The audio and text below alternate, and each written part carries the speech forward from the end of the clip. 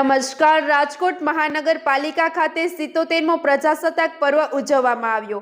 મહાનગરપાલિકાના મેયર નયના પેઢડિયાના હસ્તે ધ્વજવંદન કરાવવામાં આવ્યું। આ તકે મેયર દ્વારા રાજકોટ વાસીઓને પ્રજાસત્તાક પર્વની શુભેચ્છા પાઠવાઈ। વધુ સમાચાર માટે જોડાયેલા રહો આરપી ગુજરાત ન્યૂઝ રાજકોટ।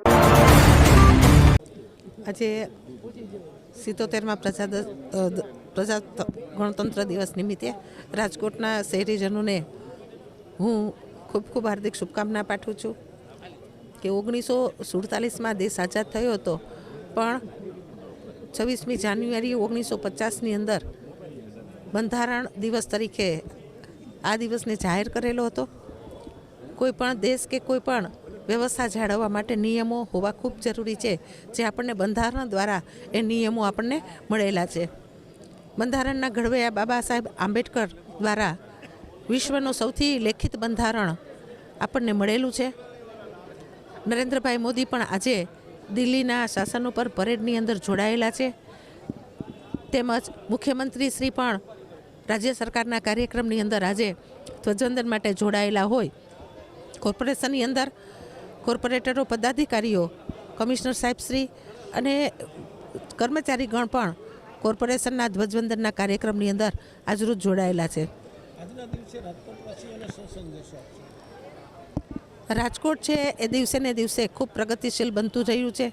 ઔદ્યોગિક ક્ષેત્રે જોઈએ તો રાજકોટના જે પણ પાર્ટ્સ છે એ આપણે ચંદ્રયાનની અંદર, મંગળયાનની અંદર આપણે એને વાપરેલા છે, એટલે કે ઉદ્યોગ ક્ષેત્રે રાજકોટની અંદર કરોડરજ્જુ સમાન ઉદ્યોગ છે।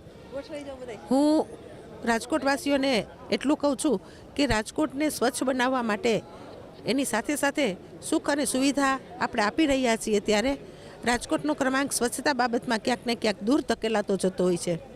ડોર ટુ ડોર જ્યારે ઘરે ગાર્બેજ લેવા માટે થઈને ટિપ્પર વાહનની પણ વ્યવસ્થા થતી હોય છે, ત્યારે આપણી ટેવને સુધારવા માટેના આપણે પ્રયત્ન કરવા જોઈએ।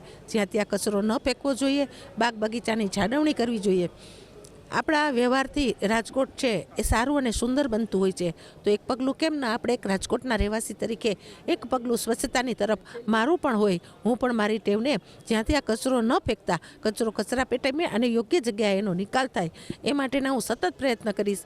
આ તકે દેશ આઝાદ થયો, પણ સાથે સાથે આ પણ આપણે એક સંકલ્પ લઈ અને રાજકોટને રળિયામણું, હળિયામણું અને સ્વચ્છ રાખવાની જવાબદારી આપણે લેવી જોઈએ।